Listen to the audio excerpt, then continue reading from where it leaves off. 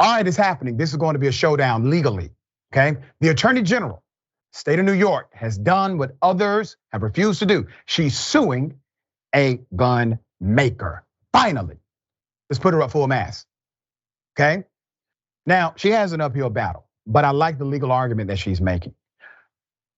New York Attorney General Letitia James, and by the way, I've interviewed her. She's been on my radio show before.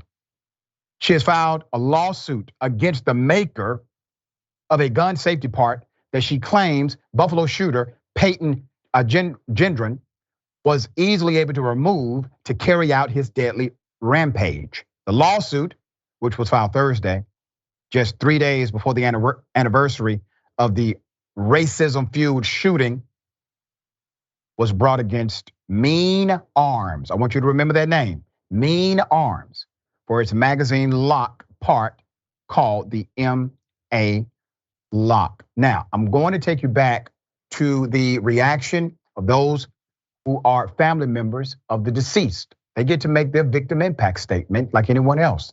Here's how it went. I'm not gonna be nice. My name is Barbara Massey. I'm Catherine Massey's sister. You killed my sister. Cat, I'm gonna tell you about my sister, Cat. Cat weighed 110 pounds, 72 years old. Cat would do anything for anybody, anytime. Cat was intelligent. She was a teacher. She was my best friend. She was anything at any given time. Cat was a protector. Cat liked to be. My son called Cat triple black because she was so proud of her heritage. My nephew said Cat was a saint among sinners. My sister, Catherine Massey, was a great person. Cat didn't hurt anybody. None of their families did. You gonna come to our city and decide you don't like black people. Man, you don't know a damn thing about black people. We're human. We like our kids to go to good schools. We love our kids. We never go in no neighborhoods and take people out. Don't do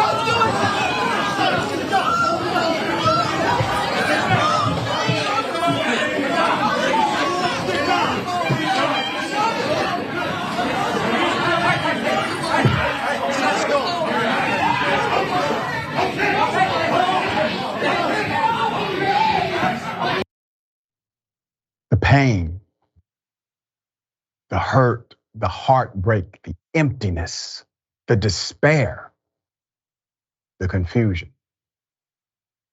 the hopelessness. Gun part maker is now going to have to prove it did not contribute to this. A 19-year-old white supremacist, remember, who was sentenced to life in prison.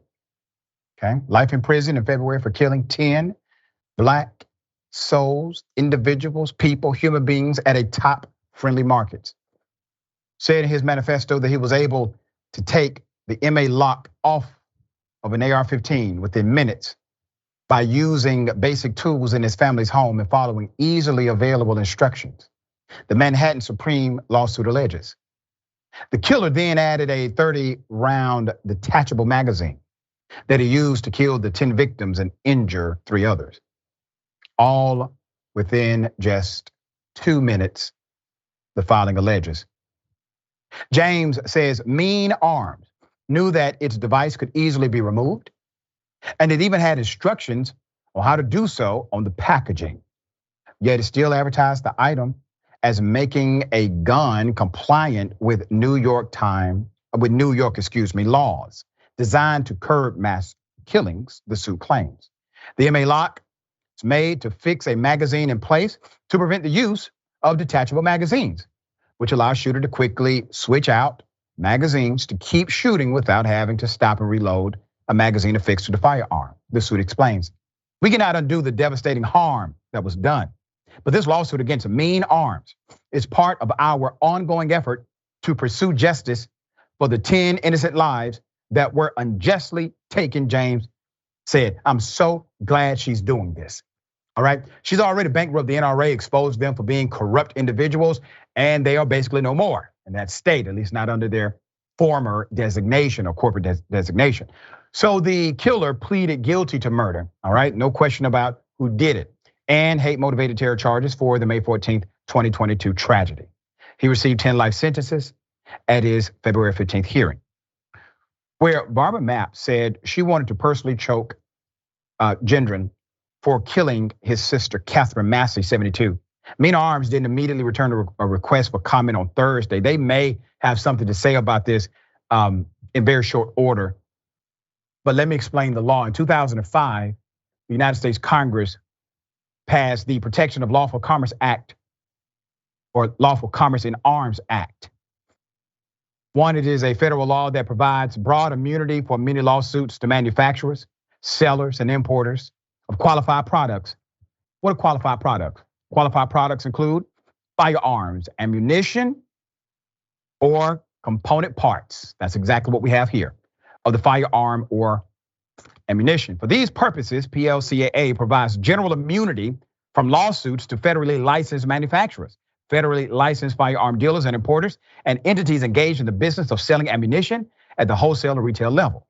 This immunity also extends to certain firearm and ammunition industry trade associations. We created special laws. If those laws weren't there, you know what would happen? Everyday people will have the ability to really regulate the industry by a doctrine known as tort law, okay? They want to be unsafe, they want to continue making a product that hurts other people, fine, you can sue them. And the industries tend to, let's just say, change based on rulings in those lawsuits. Well, the government took that authority away. The AG is testing that authority now. Now, under another doctrine called strict liability, which means you just basically made something that's going to hurt somebody. You have a flawed design. Under that strict liability claim from the manufacturer, you can get a case like this in, but still difficult, uphill battle, but I'm glad she's doing it. Jackson, thoughts here? Absolutely. I think this case, I absolutely hope that we see some positivity from it, because these types of gun manufacturers simply sell products to people that are unneeded and that are made to carry out catastrophes and massacres like was taken out at Top Supermarket.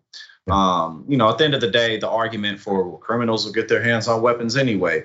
A lot of the people who do this are square. You know what I'm saying about that? I mean, they're not criminals. They don't got connections like that. You know what I'm saying? And quite frankly, pretty much every single last person who commits these heinous crimes, they buy these weapons legally, which is the problem. So you poll the American people, pretty much everybody's on board with common sense gun reform. It bottoms out at like 82%. That's right. And goes up. So this is simply a matter of corruption, simply a matter of gun manufacturers making more money than they've already been making. And we need more people like Letitia James in positions who can deliver lawsuits like this, because once that floodgate opens, more and more positivity can come from it. That's right. Well said.